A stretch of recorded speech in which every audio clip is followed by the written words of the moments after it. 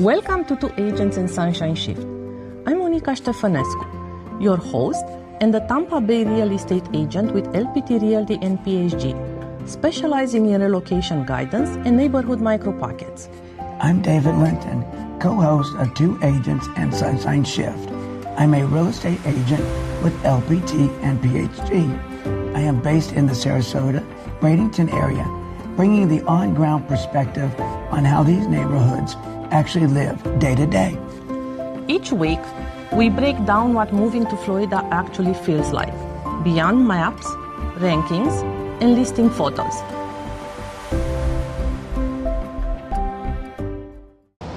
There is a pattern I see over and over again with people who move to Florida. They don't usually regret the decision to move.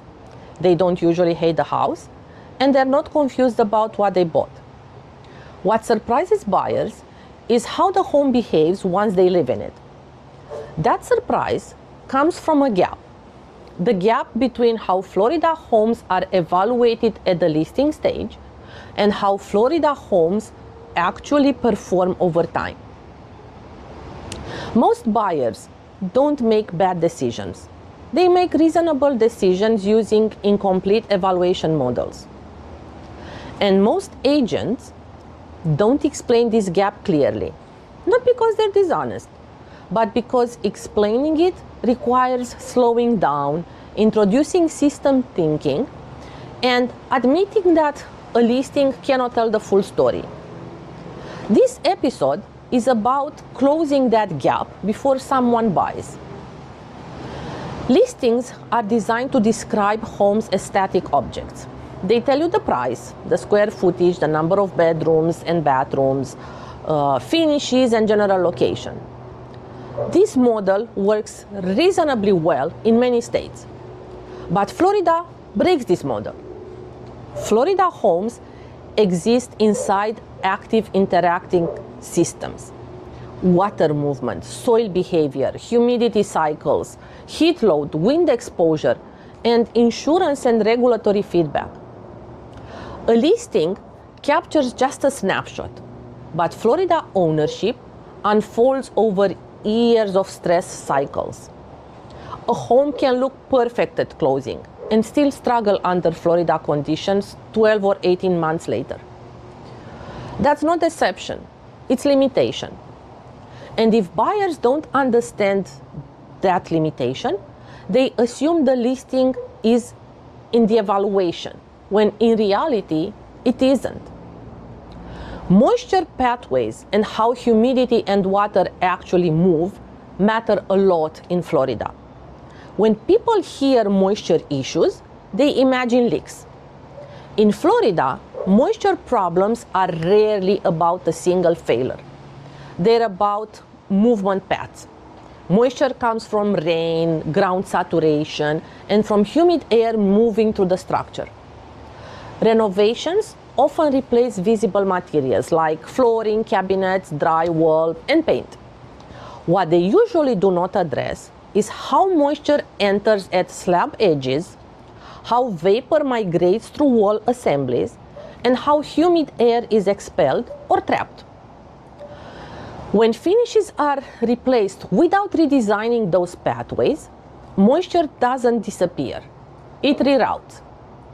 That's why buyers often discover after living in the house soft or swelling flooring near exterior walls, baseboard that subtly separate or discolor, musty smells that come and go. These do not show up immediately, but after the house has gone through a fuel humidity cycle. To discover this before buying, buyers need to stop reading the home cosmetically and start reading it structurally. They need to start outside and check if the soil level is high against the slab.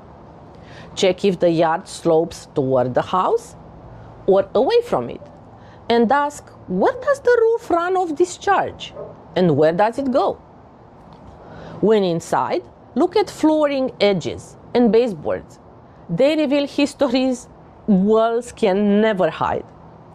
Closets on low airflow areas reveal humidity cycling first.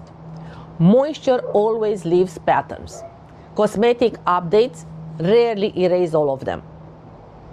Water stresses a home over time, and drainage issues are often misunderstood. Most buyers think drainage is binary. Either the house floods or it doesn't. That's not how Florida works. Drainage problems are usually incremental. Water may never enter the living space, but still repeatedly stress the slab edges, the exterior walls, and the subsurface soil. Renovations often change drainage unintentionally. You have new landscaping that alters runoff paths, new pavers that change absorption, new roofs shed water differently. The home can look pristine and beautiful and still experience repeated low-level exposure. To uncover drainage issues before buying, buyers need to look for low spots near the structure, dark or compacted soil that holds moisture, and exterior discoloration near ground level. They also need to ask pattern questions. Where does water pool during heavy rain? Does it always show up in the same places? Patterns matter more than isolated answers. Florida homes fail from repeated exposure, not single events. Ventilation is the most commonly ignored system during renovations. This is where many Florida renovations quietly increase risk. Older Florida homes were built to breathe, inefficiently, yes, but intentionally. Renovations often add new windows, seal doors, improve isolation, and tighten the building envelope. But ventilation is rarely redesigned. In Florida, airflow is not about comfort, it's about moisture removal. When a home is sealed without rebalancing airflow, improving exhaust pathways, and adjusting HVAC design, humidity becomes trapped. That's when buyers start experiencing persistent indoor humidity, condensation on vents or windows, and mold growth in the closet, behind furniture, or inside HVAC components. This isn't because the renovation was bad. It's because the system was never recalibrated. To evaluate ventilation before buying, buyers need to look for balanced supply vents across rooms, functional exhaust in bathrooms and kitchen, and areas where air feels stagnant or heavy. If air doesn't move, moisture doesn't leave, it gets trapped. And Florida punishes that slowly, then expensively.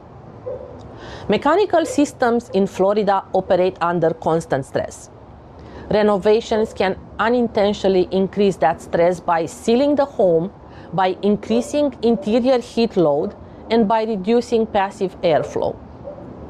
If HVAC systems aren't resized or configured, buyers may notice uneven cooling, excessive runtime, high humidity despite cooling, and higher energy bills. But all these signals usually appear after the first full summer, not at closing. To discover everything before buying, buyers need to compare HVAC age to renovation timing. They need to ask how systems perform in late summer, not just whether they work or when they were replaced. Try noticing whether cooling feels consistent or strained when you tour a home. A home can look upgraded, and at the same time, systems quietly age faster than expected.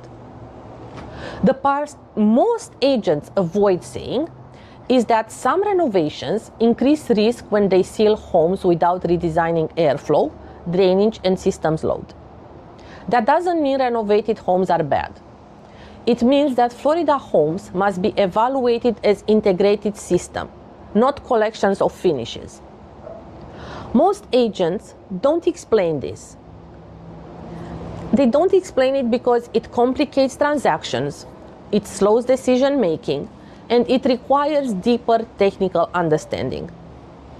But the truth is that avoiding the conversation doesn't eliminate the consequences. It delays them. Buyers who do well long-term in Florida don't stop a home search at price, finishes, and proximity. They dig deeper. They ask and observe how water behaves, how air moves, how subsystems age under stress, and how the street functions during heavy use. They treat listings as introductions, not answers. That shift alone changes outcomes dramatically. Florida living isn't measured in distance. It's measured in daily friction. We'll see you next week.